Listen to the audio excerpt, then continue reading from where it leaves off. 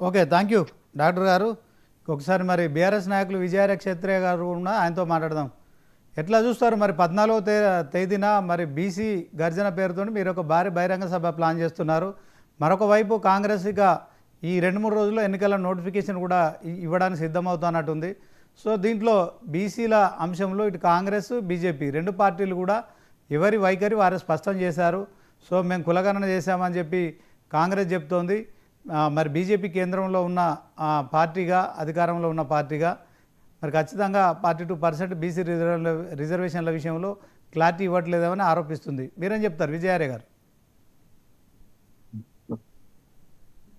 ఇక్కడ BC reservation విషయంలో 2 పార్టీలు కూడా మోసం చేస్తా ఉన్నాయి. ఓకే, మరి ఆ మోసం ఎలాంటి మోసం అని అంటే ఇచ్చి ఈరోజు ద్వంద్వ వైఖరి వహిస్తూ ఏదైతే ఆర్డినెన్స్ ఉందో, చట్టం చేసిన తర్వాత చట్టాన్ని ఎప్పుడు కూడా మరి తీర్మానాన్ని కేంద్ర ప్రభుత్వానికి పంపాలి. కేంద్ర ప్రభుత్వానికి పంపకుండా రాష్ట్రపతి గారికి ఎట్లా పంపుతారు? ఎక్కడన్నా మరి న్యాయ వ్యవస్థలో ఇలాంటి వెసులుబాటు ఉందా? లేదు. అంటే ఈరోజు ప్రత్యేకించి కాంగ్రెస్ పార్టీని మేము అనం కానీ మరి ముఖ్యమంత్రి స్థానంలో ఉన్నటువంటి వ్యక్తి రేవంత్ రెడ్డి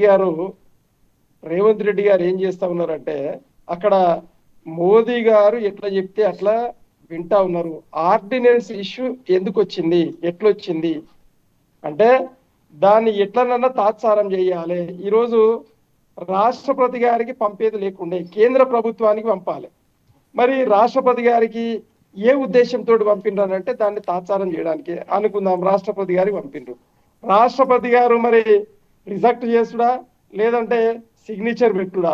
మరి 2 కాకుండా అటనే పెట్టుకొని ఉంటే రాష్ట్రపతి గారు అంటే ప్రధానమంత్రి గారి ఆదేశంతో మరి రాష్ట్రపతి గారు సంతకం అవుతుంది. ఇది వాస్తవం అన్నప్పుడు ఈడ ఏంటంటే వాళ్ళేమో ఆపడానికి ప్రయత్నం చేస్తా ఉన్నారు.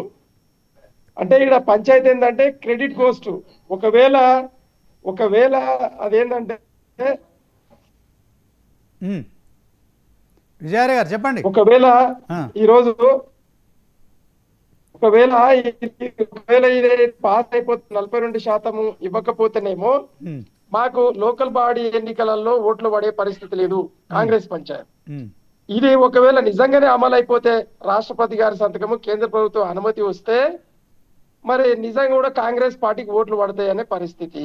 అన్నప్పుడు కాంగ్రెస్ పార్టీని ఎట్లా ఇరుకున పెట్టాలి అనే ఏకైక లక్ష్యంతో ఈరోజు రేవంత్ రెడ్డి గారు, చంద్రబాబు గారు